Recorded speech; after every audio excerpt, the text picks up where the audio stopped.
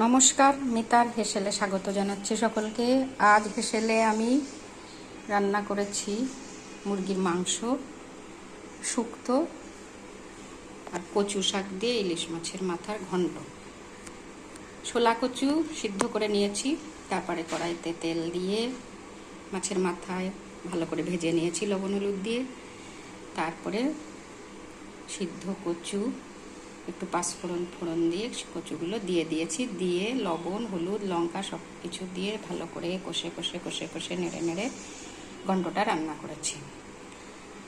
আর করেছি মুরগির মাংস, এটা পেঁয়াজ রসুন আদা বাটা, টক দই, ধনে জিরে গুঁড়ো, গরম মশলা গুঁড়ো সব কিছু দিয়ে ম্যারিনেট করে রেখেছি। তারপরে কড়াইতে তেল দিয়ে আলুগুলো ভেজে ম্যারিনেট করা চিকেন দিয়ে অনেকক্ষণ ধরে ভালো করে কষে ফুটন্ত জল দিয়ে দিয়েছি, দিয়ে রান্না করেছি।